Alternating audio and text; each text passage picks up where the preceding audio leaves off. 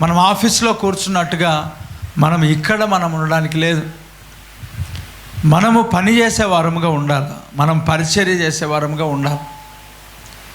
యేసుక్రీస్తు ప్రభువే తాను ధనవంతుడైండి కూడా రిక్తునిగా చేసుకొని దరిద్రమును ఆయన యాక్సెప్ట్ చేసి దరిద్రమును ధరించుకొని మనల్ని ధనవంతులుగా చేయడానికి ప్రభు అయిన యేసుక్రీస్తు ఈ లోకానికి వచ్చాడు.